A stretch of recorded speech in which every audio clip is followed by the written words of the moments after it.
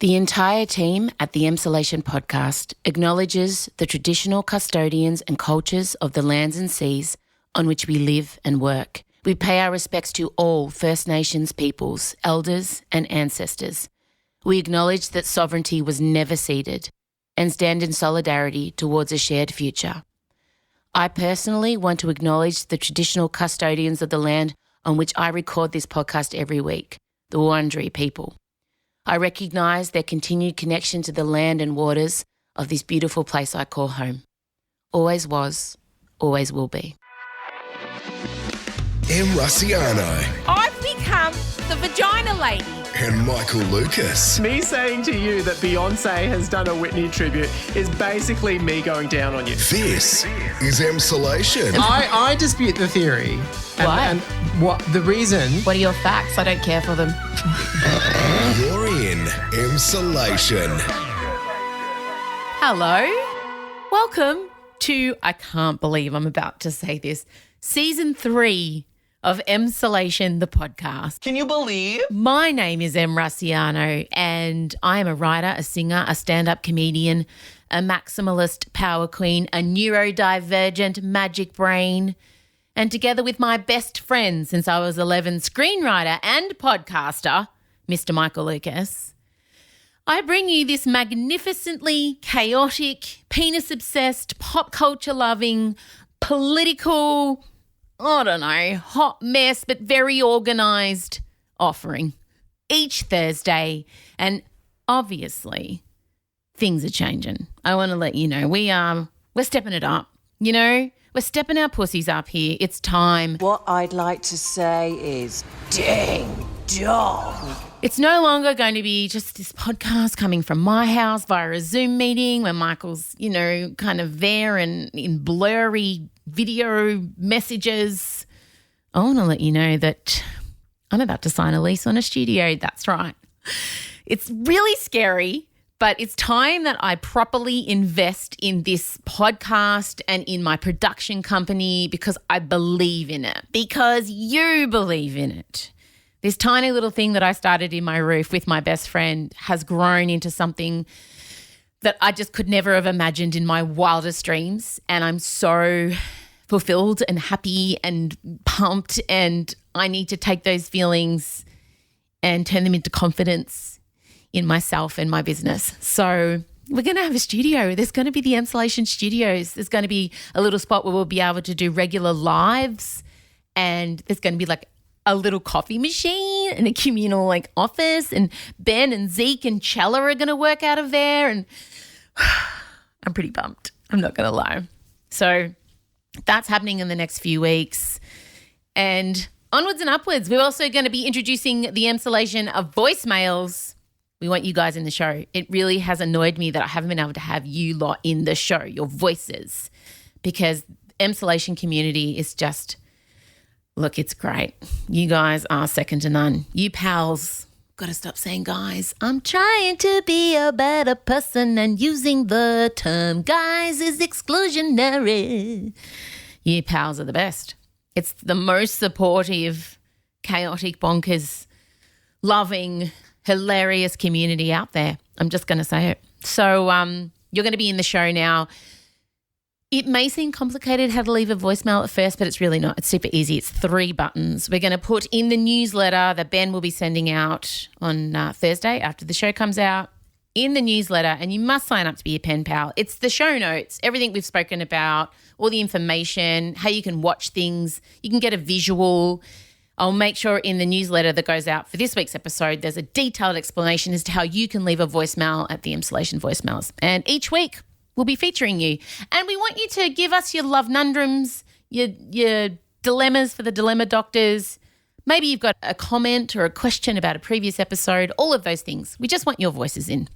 I have had a great rest. I've had some good time off. I really needed it. But I got itchy. Even just after 2 weeks off, I'm like, I've got all these ideas. I need to get back on the podcast. I need to. So I've been doing like little secret planning sessions with Ben. And I'm here. I'm back. I'm with you. So I just wanted to tell you all and have you hear my voice about how excited I am about the year ahead. There's going to be so many more Emsolation lives for you to join in on and watch. And onwards and upwards. Once that studio's in place, there'll be no stop. I am just like, I'm Oprah, you know? It's like Oprah, but with way less budget and no tea house. Oh, honey, please, no. I really want a tea house. All right, that's it.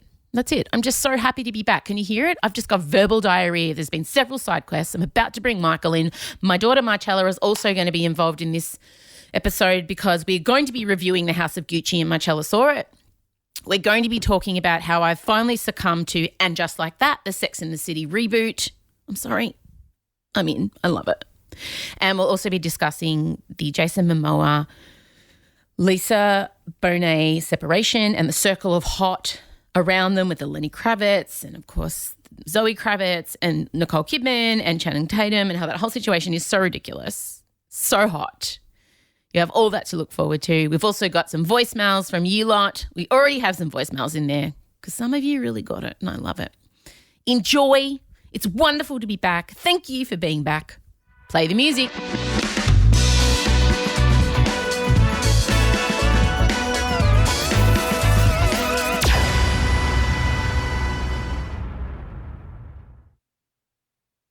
Em Rusciano and Michael Lucas. This is Emsolation. Wow, back for a huge season 3. And as we know, Michael Lucas, in television land, there's a lot of pressure on season 3 because often season 2 is disappointed. Oh, really? Really? Okay. I was going to say it's when season 3 is when the fans turn. It's when they decide how they would like to see the show.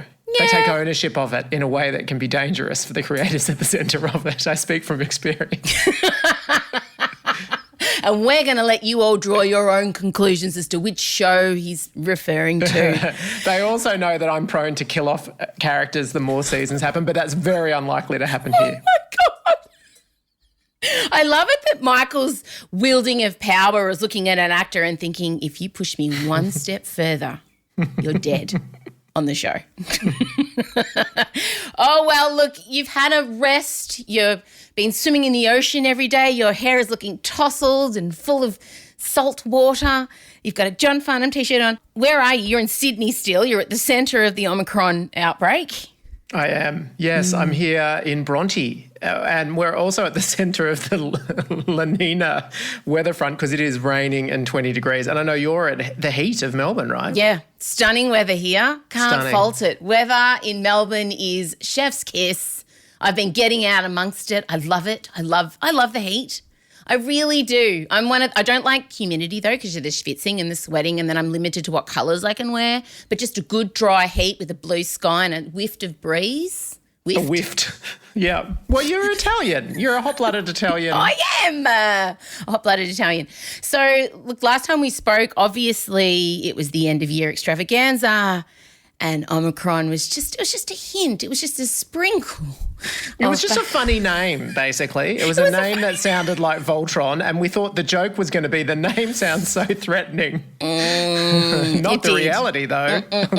And I'm living in a weird kind of parallel universe. I feel like it's become Total Recall or like the Hunger Games, or where it's just every man, woman and non-binary person for themselves. There's no rules. It's just fucking Thunderdome. And some people are self-isolating and not allowing their 20-year-old daughters to socialise and making sure everyone's having a fresh mask every 10 minutes. And other people are like outdoor fucking raves, sweating at each other while Carl Cox plays the hits. Like I don't know how to live. I don't know, am I doing the wrong thing? Or there's no rules. And, you know, I love a rule. I know. Like for the past 2 years, we've looked at the premiers, but now you're your own premier. That is terrifying. Because I children's too. And I sense that you're way more Dan than Dominic. But I'm also a bit like Mussolini. I mean, Italian again. Not so much in the like terrible, horrific corruption and questionable bunga. Oh no, wait, was Mussolini the dictator? Yeah, who killed everyone. Yeah, okay, not Mussolini. I'm not Mussolini. I'm not a dictator who commits horrible murders. I was more thinking Berlusconi. Sorry, okay. I got my WOG leaders mixed up. Silvio Berlusconi with less bunga parties and more picking and choosing the rules that maybe suit me and then making everyone else live a bit harder. Like I did pop to a shopping centre the other day because I needed a few things, but I've banned the rest of the family from going to shopping centres. That makes sense. I've been going to Bondi Junction, which, as we all know, was where the Delta outbreak kicked off. And I've been to the theatre. I mean, I feel like now, weirdly, the scientists have sort of stepped out of the fray in terms of where I'm getting my advice. So now it's my own personal sense of danger, which really changes every moment of the day. Oh, my God.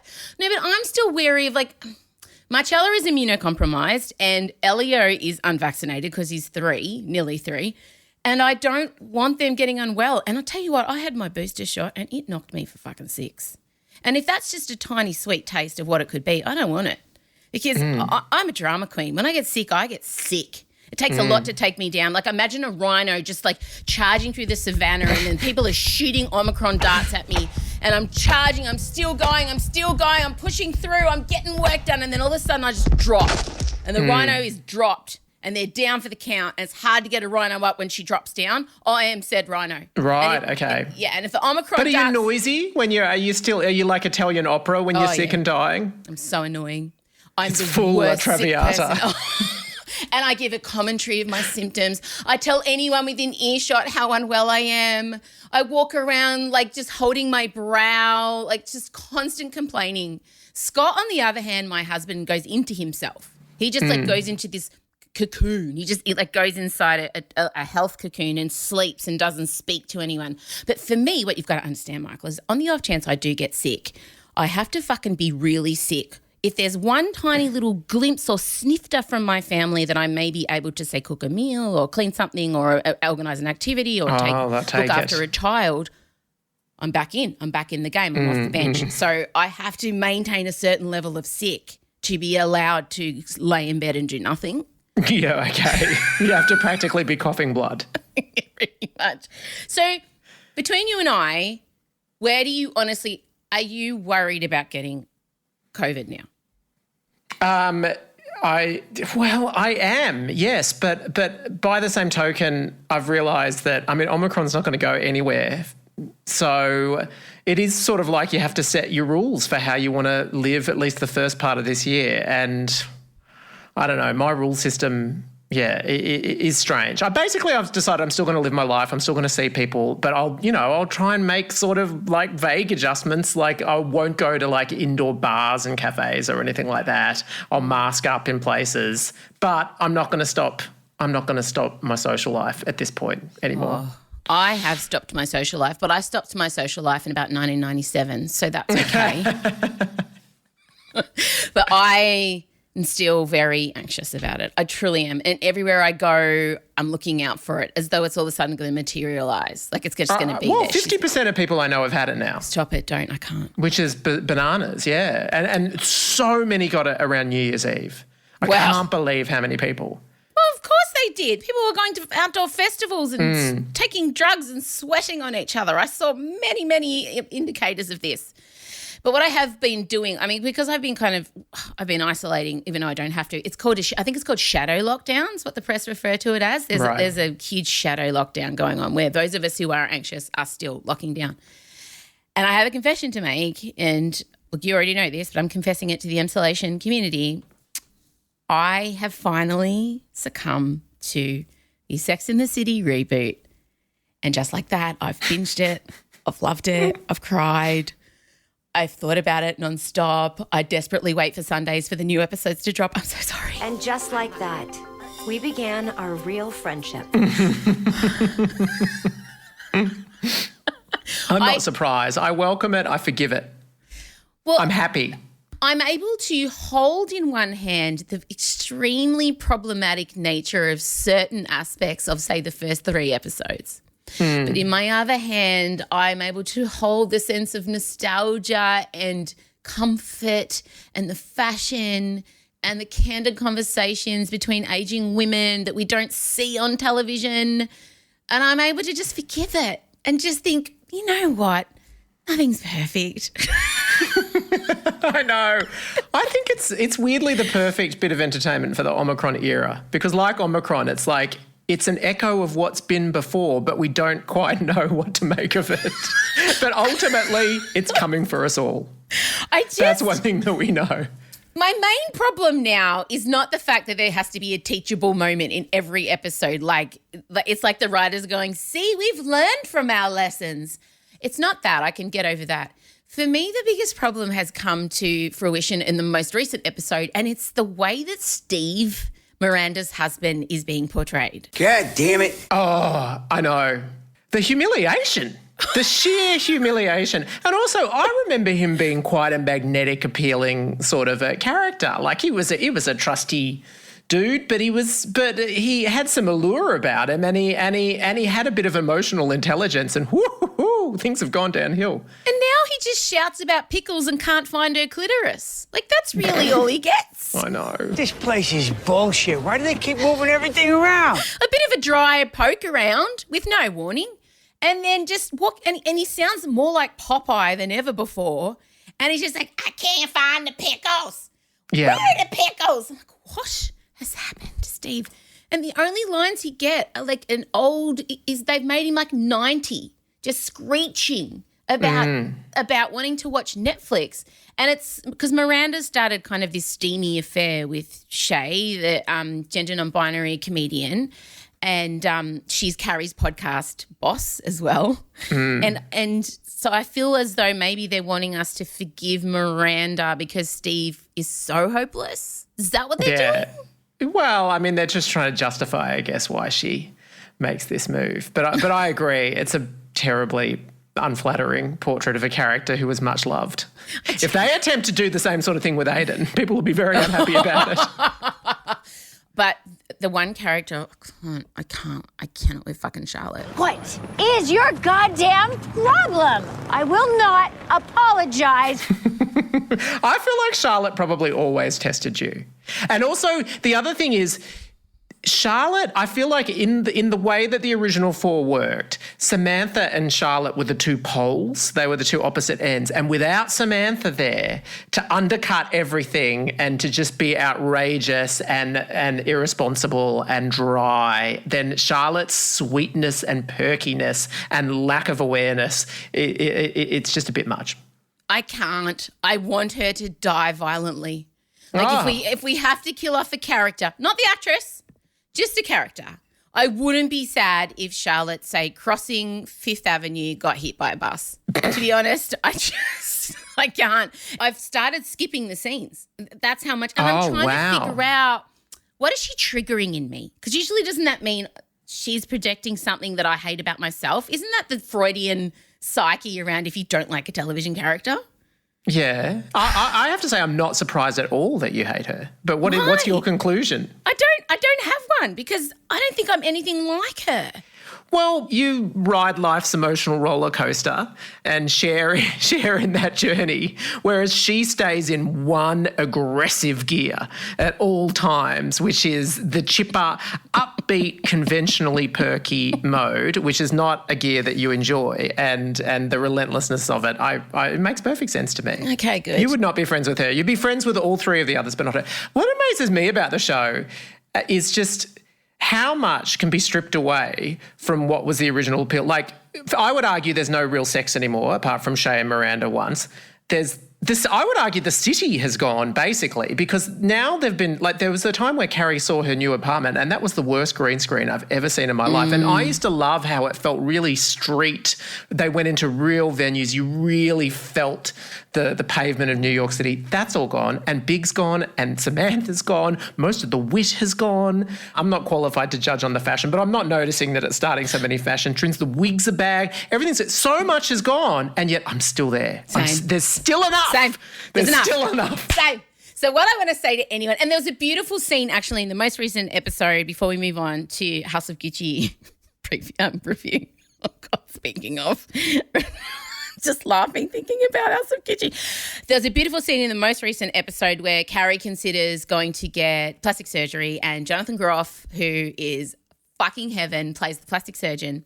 And she has a moment where he says to her, with the right work and the right touch, the last 15 years, are gone. And then it felt a little bit Sex and the City of old when she thought about how she doesn't want to erase the last 15 years because that was her happiest with Big, and why would she want to change her face for that? And I liked that conversation, and that's something that, you know, Emily in Paris or any other kind of frivolous thing we're watching wouldn't be able to have the nuance or the depth to do, and also very relevant to her crowd who are, you know, mid-50-year-old women who may be considering that they need to make their face look 40 again. So that for me was a little bit of, there she is. There she is. There she is. And so I just want to say, if you love Sex and the City and you enjoyed the movies, I mean, I cannot say the Sex and the City movie without the classic, he can be Lawrence of my labia. I just cannot. Lawrence of my labia. I also have a theory that maybe Kim Cattrall does appear at some point. Well, they're clearly, you know, I mean, the text messages. They've positioned the plot perfectly so that if she were to enter at any point, I don't think it's going to be this season, but I think that they're hoping that maybe if they get a second season, they can wheel her back in. I agree. I Good feel luck. like she's coming. I know, good luck. That would be amazing. But all in all, I hate it and I love it so much. So Yeah, I'm committed. I mean, when we were teenagers, they showed us this idealized vision of what our 30s could be, and I feel like we grew up with them, and I love to hate it, and I still watch it, but ultimately at the end of the day, I just want to know what happens with those characters. I do. Okay, moving on. This is something that we have been building to for many months. Some might say for too long and too hard. And to them I say, have you just met us? Yeah. Is this like, most of our joy comes from anticipation, not actual events. And before we get started, I will bring in our associate, Marchella. Marchella, my daughter and producer of Emsolation podcast, also came to see House of Gucci with me. Come in, Chella. Hello, Chella. I love it that we're a legal team now, our associate, our head magistrate. So the three of us have seen House of Gucci. Before we give our individual assessments, I want you to give it your score out of 5. Okay, Marchella, you go first. What are you giving it out of 5? 2. Ooh. Michael Lucas? 3. Ooh. I'm giving it 2.5. So, Father, Son, House of Gucci. Father, Son, and House of Gucci is obviously a film that all of us were hotly anticipating, mainly because of Lady Gaga playing the lead character of Patrizio Reggiani. And I just want to say off the bat, she didn't disappoint. Oh, no. Yeah, everyone agrees. Was anyone disappointed with Gaga? No, she gave it everything. She isn't disappointed, and can I just say her press tour and her campaign for the Oscar has disappointed even less. It's been incredible. I probably need to talk a little bit about that. But yeah, no, amazing. She gave it everything. She left nothing on the floor. Agreed. So the film went for 2 hours and 40 minutes. Oh, yeah. And I felt every single second of that, I have to tell you. There was just times where, oh, fuck, I picked my phone up so many times to, like, check Instagram. Oh, no. Yeah. But it's okay because for me, it was too mediocre to be a cult classic, first of all.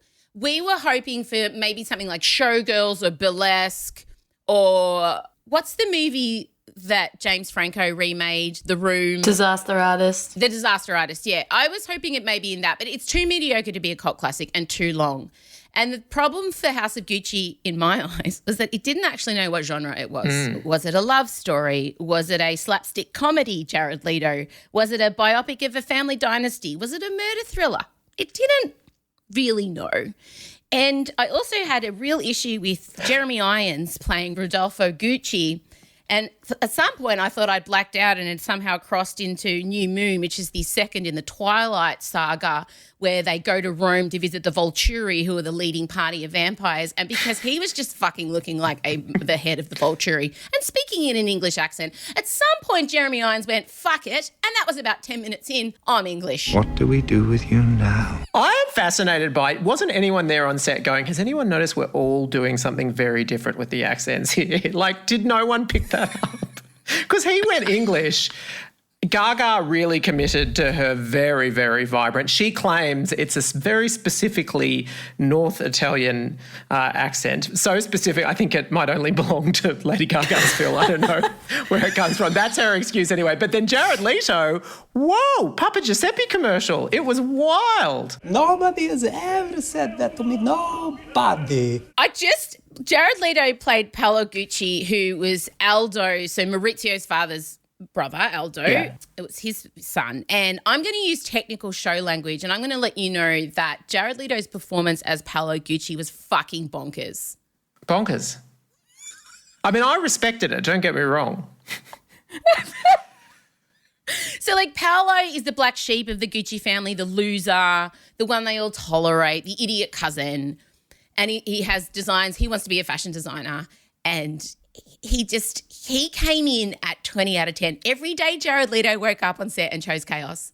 He did. His opening scene, so most people's opening scene was, oh, where are you going? What are you doing? Like this. This is how. But Jared Leto's opening number was, what are you thinking? This ain't gonna yet. I was like, what? There was a bit in the middle of the movie where he had to say, these are just mock-ups. And he put on such an accent, I couldn't even, it was like, these are just mock-ups. These are just mock-ups. I can't afford to get serious.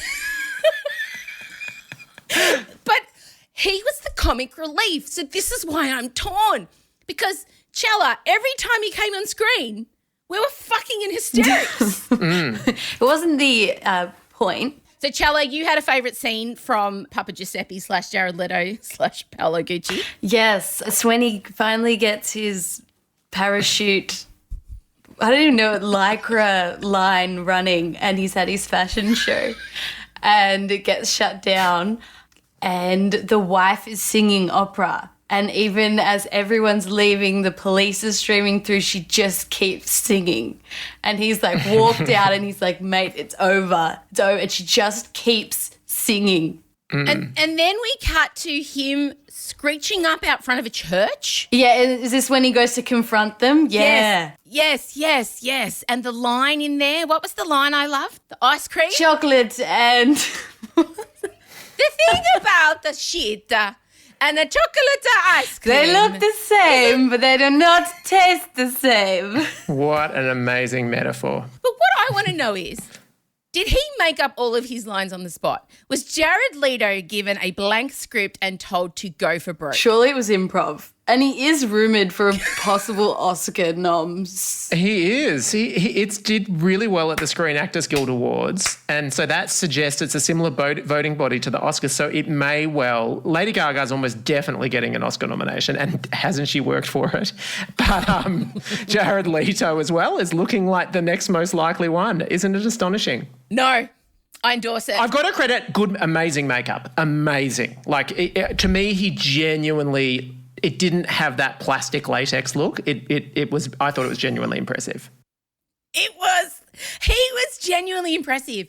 I was so riled up over all the emotions I would feel when he would be on screen. It was just so in the end, he stole the film from Gaga from me, because Patrizia was reliable and she would come in, and I mean there was a few weird, she went from kind of like a humble trucking magnate owner's daughter to fucking Cersei Lannister from Game of Thrones with no explanation. That for me was a bit, what's happened? Well, I can tell you because I've watched 87 hours of Lady Gaga interviews. And remember how Star is Born, she was accused of using the one quote a bazillion times, which is, you can be in a room with 100 people that don't believe in you and all it takes is one. So this time it's like every interview she has to talk about a different aspect of the acting process. Yeah. And thankfully there's no shortage of wankery for her to talk about. But the most recent one, which was by far the wildest, she was like, I based my performance of Patrizia on 3 different animals at 3 different parts of the story. So the beginning of the movie up until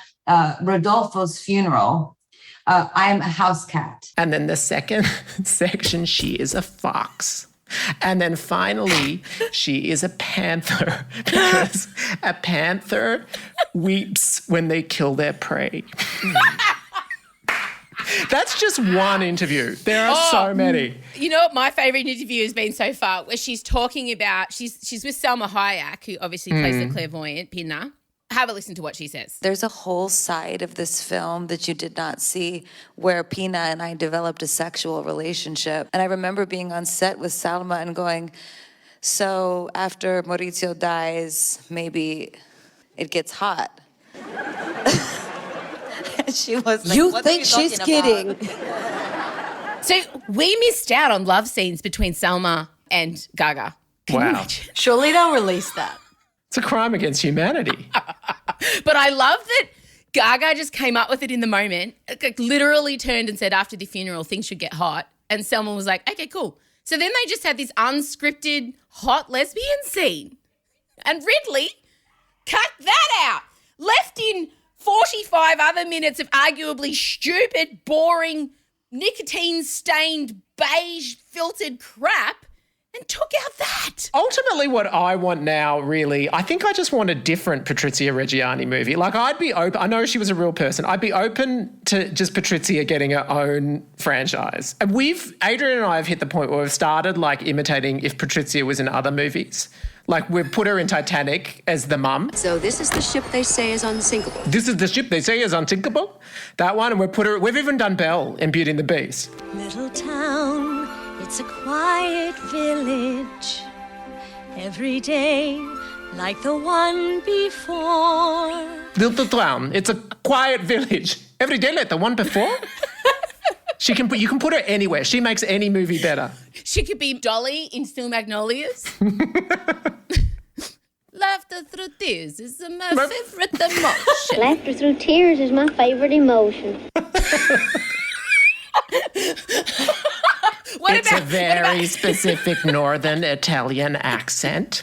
What about Malin? Drink the juice. Drink your juice, Shelby. Drink your juice. It could really apply anywhere. I hope she does get an Oscar nom.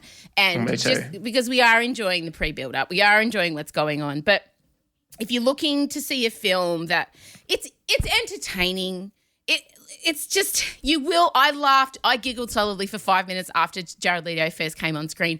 Al Pacino is probably the only person who sort of sounded Italian and his character was believable and he knew where he was. Everyone else just seemed, Adam Driver just gave up. It's the scene where he like presses her up against the wall and he just went American. I don't remember what he says, but it was weird. It was just wrong. It was so weird. Yeah, the whole thing. But all in all, same as what we've just previously discussed. I fucking hated it and I fucking loved it. 10 out of 10. It made me feel something. Like, I've been feeling so numb and dead and unsure, and then you go and watch something so batshit crazy and you feel something. You have an opinion. You wake up. So I think that's what I owe House of Gucci, and I feel like Gaga would be happy for that. I do. You know that Patrizia Reggiani is still alive? Oh, yeah. She's very disappointed Gaga didn't come and meet her. That's right. And what's she doing for a job, Tell? No, the best bit is she got offered to be released early on parole if she got a job. And she said, I've never worked a day in my life and I don't intend on starting now. So she actually refused early parole. But now she's working in a costume jewellery shop in Milan. Yeah, I read that. She opted to stay in jail. That's so Italian. Yeah, and now isn't she consulting on an accessories company? No, it's a costume jewellery shop in Milan. Perfect. Lady Gaga, I feel did her proud. And as we all know, she went so deep into the character at times I needed a psychiatric nurse. All right, so House of Gucci, obviously, out now, and you make your own mind up if you want to see it. Okay, we're going to go away now. We're going to come back, and there's been a celebrity breakup that I am devastated about, one that I've emotionally invested in for many, many years, and there's a lot to unpack about it. We'll be back.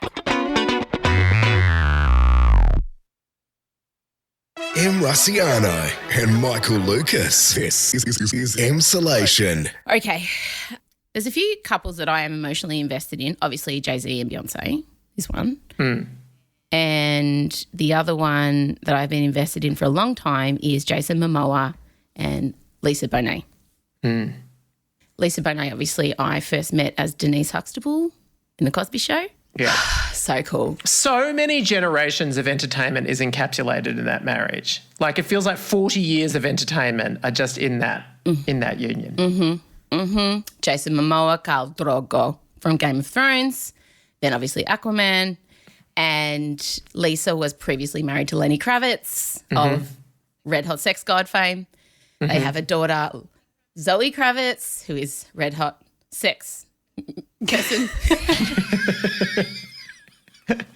It's the hottest family in the world. No question. Circle of hot. I refer to it as a circle of hot because, you know, that whole couple, that whole situation, Lenny and Jason and Lisa and Zoe, and now she's dating Channing Tatum, so throw him in, although he feels less ethereal, kind of cool hippie. He's off-brand. Yeah, he's very off-brand. He's got the sort of girth that you require to come in as a male in that one, but I feel like, and there's not the mystery about him that there is about the other ones.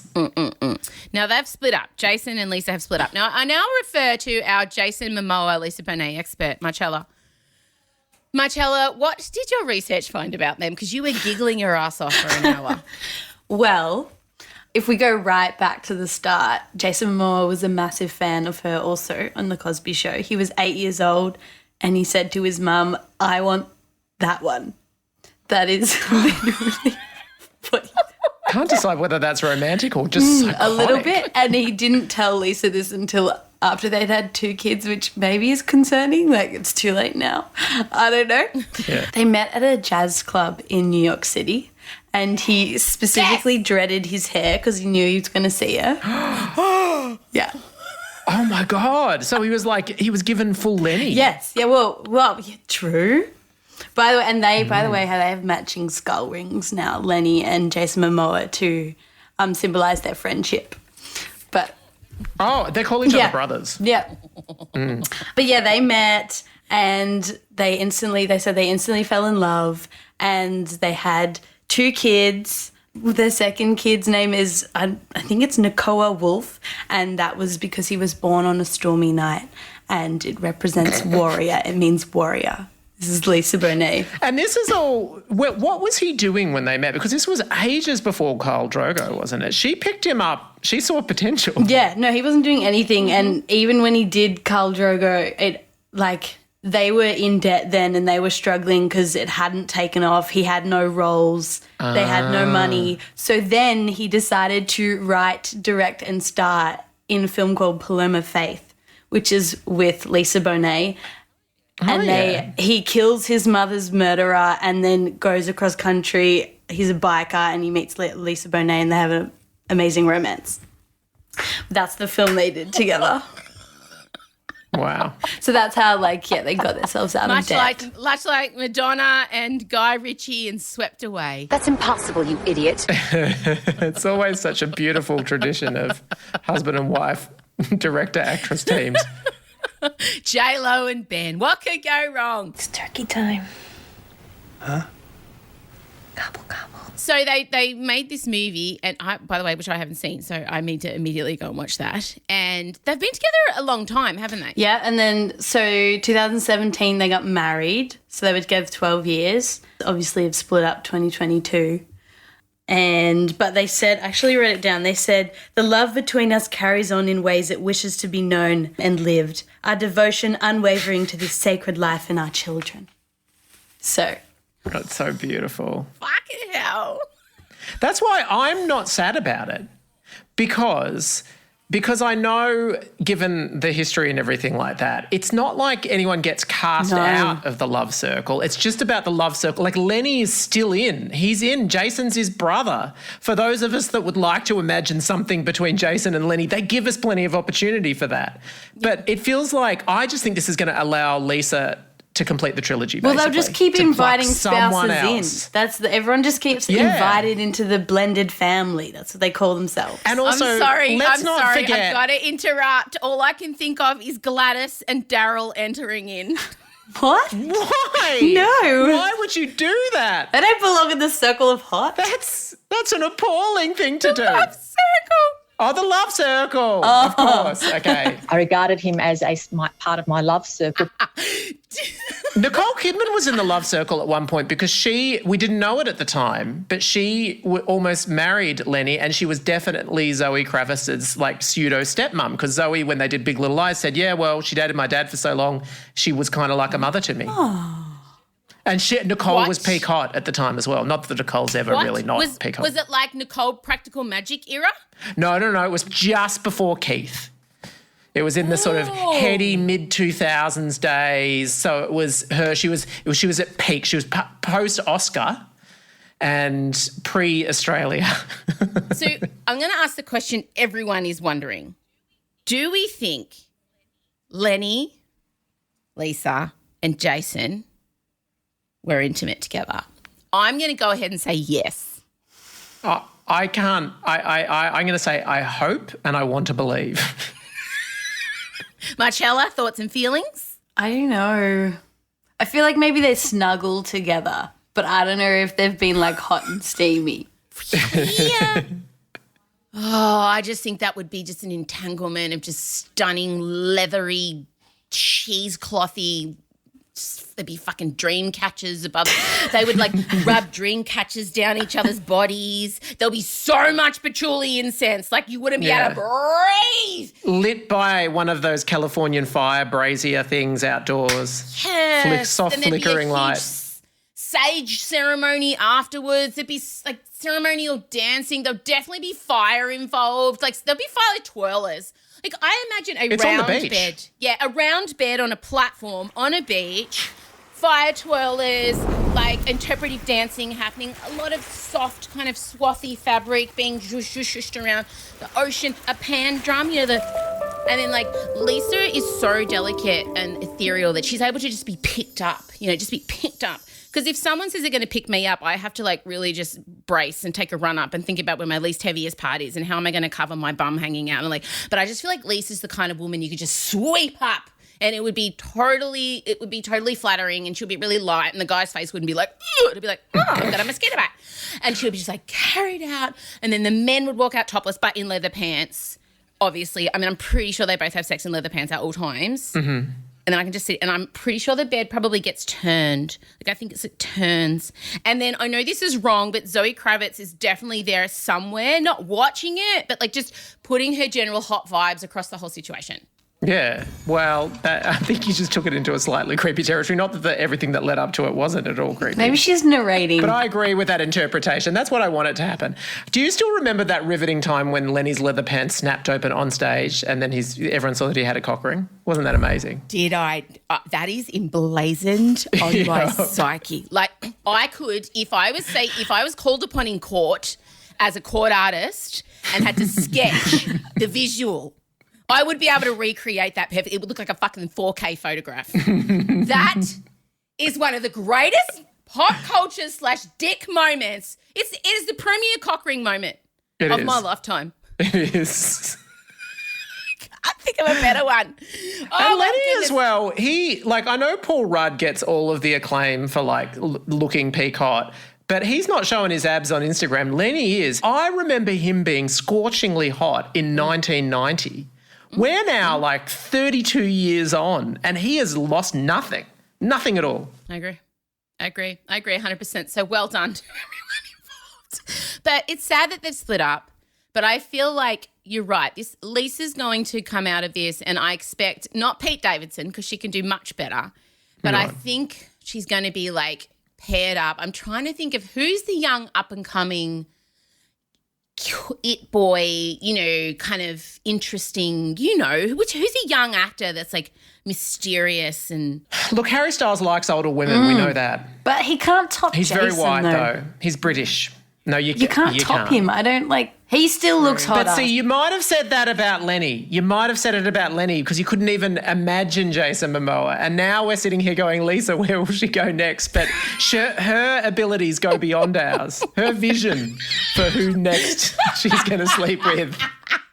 She can see horizons beyond our minds. Well, it might be a nobody though, because she lives out of LA. She walks around with a donkey. Sorry, what? Donkey! I was researching her life, and apparently she said people who live in the town say they just see her walking barefoot with a donkey, her pet donkey, around town. She says she prefers to be surrounded by animals instead of buildings, and that's probably because of her Scorpio nature. So...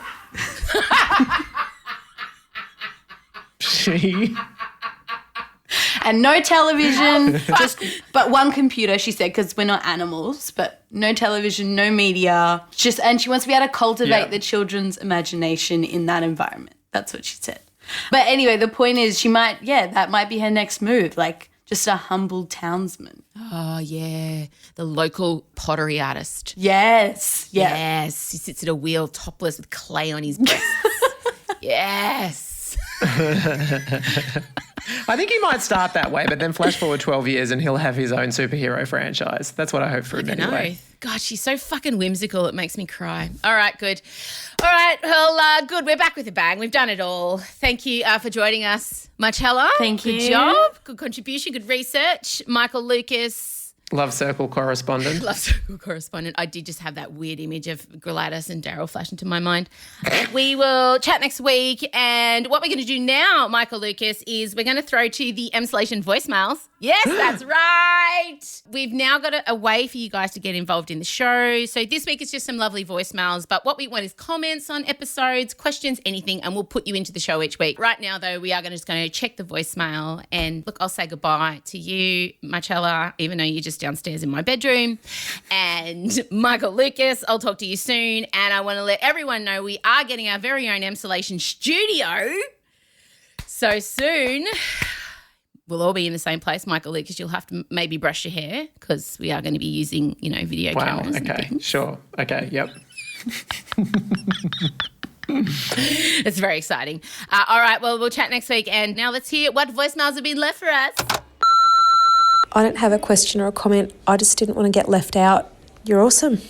You got me through some really hard times. It's like coffee with friends and love nundrums. A little bit of we came out when I watched them laughing. You're incredible.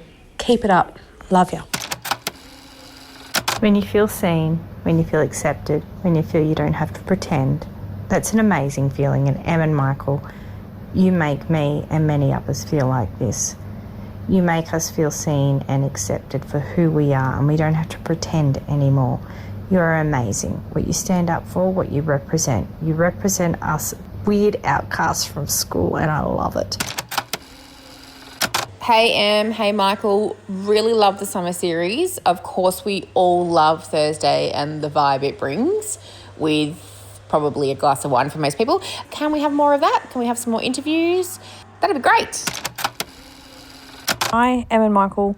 My name's Lisa. I just wanted to say I'm glad you're back. Em, I have been a fan since the days of you performing in a room to 30 people. I was there. And right up until I saw you sell out the Opera House and also the Palais, of course. Thanks for your podcast. We love it. Keep doing it. We love you. And you, Michael.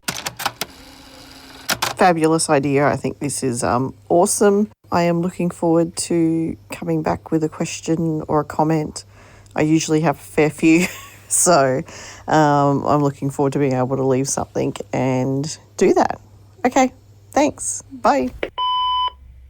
Oh, I loved those voicemails. You bloody gems. Right back at you. Don't forget to go and leave us a voicemail, okay? We want you in every week. And remember, it can be anything you want. It can be a question, a comment, a dilemma. I just want you guys involved in the show. I want you to take ownership. I want you to feel like you're a part of it, even more so than you already do. All the information on how to leave a voicemail, don't forget, will be in Ben's newsletter. Make sure you're our pen pal. Speaking of, go to the Emsolation Instagram page at Emsolation Podcast, where Marchella, my daughter, is the queen, the captain of social media. She runs all the socials. Everything you need to know about the show and the episode will be there in stunning, pithy, pictorial form. It's all there for your eyes. She puts in a lot of effort. She's currently working on it now. I'll tell you right now, it's going to be quite the offering tomorrow. Hey, thanks for being here. It's so great to be back. Just Just lots going on. My levels of excitement are really off their head today, I have to tell you. Have a wonderful, fantastic week, and we will be back for you next Thursday. As always, you can count on us. We'll be there in your ears. Make sure you tell a friend. We're trying to really grow the community. I'm determined to double our listenership this year, and this requires you to do the groundwork. I need you to, if you have to forcibly sit a person down and watch them listen to us, you need to do that. It might seem a little weird and a little bit like hostagey, a bit of a hostage situation. But I believe if you can get them to listen, we can get them on board. We can get them in. All right, gang, have a fabulous week. It's Elio's 3rd birthday next week. Oh, you'll be hearing all about that. Don't you worry. I have big things planned. I'm overcompensating for the fact that it's his 3rd lockdown birthday. There's mechanical dinosaurs coming. There's a cake. There's puppets. I've ordered ridiculous costumes for all of us to wear when he wakes up. We're all going to be dressed as various dinosaurs. This is Cirque du Dinosaur. It's Cirque du Dinosaur. I'm basically putting on a show. I want him to have such an amazing birthday that he will not ever remember, but he will be shown the pictures when he's 15 and say, look at the effort your mother went to. So you'll have all of that to catch up on with next week. Okay, bye my darlings. Emsolation with Em Rusciano is a Spotify exclusive podcast hosted by Em Rusciano with Michael Lucas. Executive produced by Benjamin Wasley. Produced by Em Rusciano. Edited by Ezekiel Fan at Entente Music. With videos by Liam O'Brien. Socials by Marchella Rusciano Barrow. With assistance from Jem Evans and Georgia Watts. Plus occasional technical wizardry, wine and coffee from Em's dad Vincey. Get more Emsolation by following the Emsolation podcast on Instagram, where you can also sign up for our weekly newsletter. You can join other Emsolators at the Emsolation group on Facebook. The answer is Harry Styles. If you love what we do, share this podcast with a friend and make sure you're following us on the Spotify app. Thanks for taking time out to listen to this week's episode, and we look forward to chatting with you again soon.